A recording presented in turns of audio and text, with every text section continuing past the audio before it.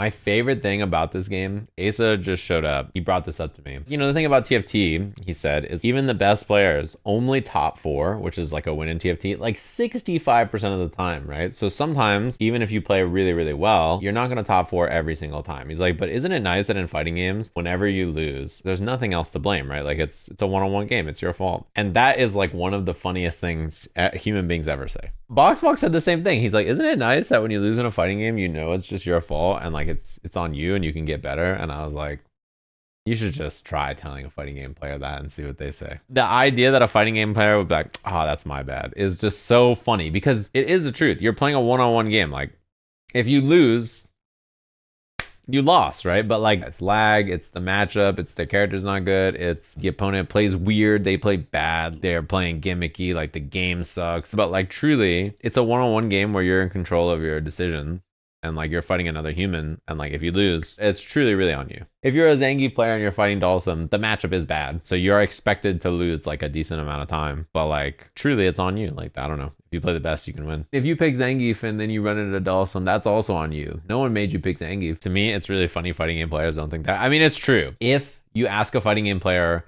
after they win, they would agree with you. However, if you ask a fighting game player after they lose, they're probably not going to have the same agreements of dude. They're going to have some kind of problem. It's also why I always say that like players should not have access to social media for like at least a day after they lose in tournament. The things people say about other players, the game, their character, tournaments, everything after they lose, it's just so bad. Like, oh man, it's always just like the game is bad, just badly designed. But like if it is, then like why are you playing it? And also your opponent is beating you in the game, so like regardless of what you think the game is like, you played a one-on-one game against another human and like they beat you in it. The Giga Brain take is the game is only fun when people are green, like the discovery period, the new part. It is true, some people just don't like it when the game gets solved and you have to play better. And I don't even mean solved as in like solved, I mean like there's closer to a correct way to play the game. There are some players who are good when the game is scrambly and it's more about intuition and less about playing optimally well. Truly, if you're good at fighting games, you should be able to be good at both, right? Like, what does it say about you as a fighting game player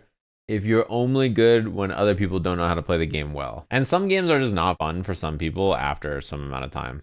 Like there are games that I played where I really like it in the beginning, but then once I see where it develops to, I don't like it. That's how 2XK is going to be for a lot of people. I mean, games like that, it's hard to say because I'm sure the game will change reasonably often. Like Street Fighter 6 changes reasonably often. I mean, not the core ideas of it, but the balance of it changes reasonably often. And I expect 2XKO to change more often than that. Almost every modern fighting game now changes often enough that like it's not unlikely for you to just not like a season of the game or like a version of the game or something. There's somebody out there who may have really liked season 1 of Street Fighter, and then season 2 they really don't like the changes, like either because their character changed, the balance changed, or like they're just not a fan of the game anymore and they don't want to play it anymore. One of the changes they made to the game a long time ago, for example, is that lights buffered into Drive Rush come out on whiff because the game became buffer lights into Drive Rush over and over and play really safe, and they didn't want that, right? They want you to have to like swing on mediums and heavies if you want to do that. The Drive Rush cancel is at least put behind a move that's whiff punishable. Yeah, that kind of an idea is going to always exist. Like if it's not Drive Rush, then people will just buffer special moves or like whatever after it. Something like this exists generally in Street Fighter and any game really, right? Using your safest poke into an option that gives you good damage on reward. Like this is a very common thing. Like button into V trigger in Street Fighter 5, same kind of thing, right? Or like swinging your crush counter buttons. Street Fighter 4, there's so many buttons you can just swing on and mash on in that game. Generally, the way people are going to play games is do the safest option they have, right? You're trying to do safe, good options no matter the game. So that's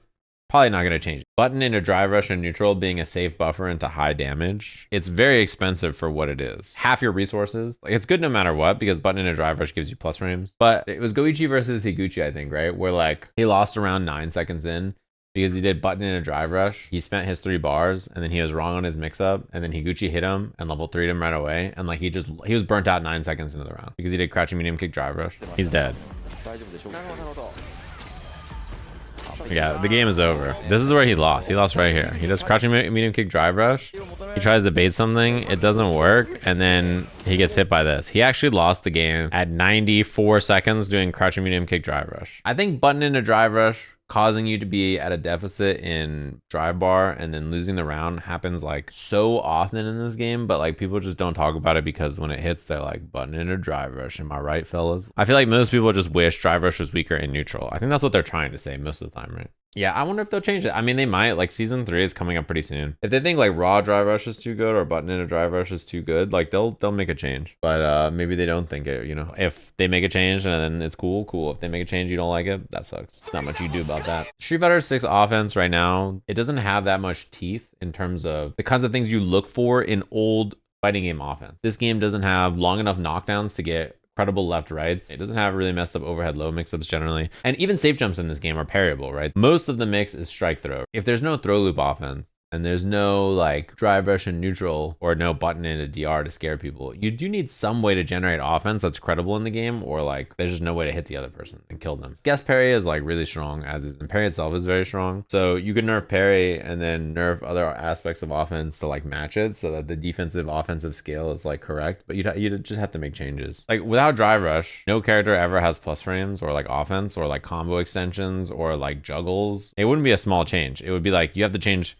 everything about the game. They probably will at some point though, right? I'd be pretty surprised if the systems of Street Fighter 6 stay the exact same forever. There probably will be some stuff. And they have made small things, right? Like perfect parry back throw weaker in like one of the system updates. That was something that they did. Perfect parry into stripping drive gauge was also made weaker. And wake up drive reversal they made like a thing, and also made drive reversal safer, and like the parry recovery thing. Yeah, tap parry and then being able to recover and throw tech was, yeah, pretty good, it turns out.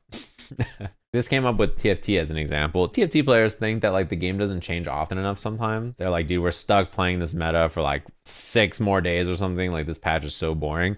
Whereas I feel like a lot of the people I know who play TFT casually are like, oh, it changes too much. Like there's a new set and all new units, and I don't know any of the units or builds or anything. There's a patch every 2 weeks and like everything's different. I don't know what's good now. There's just such a disconnect, I think, from people who are new and people who aren't new, as an example. And I think fighting games are probably that way too. Like I've read people say that Street Fighter 6 changes too much for them though. The TFT subreddit had a post hit #1 saying that the Riot devs shouldn't get a Christmas break because the patch was 4 weeks long. They released Street Fighter 6 and they said, we're going to have $1 million tournament at the end of the year, Capcom Cup.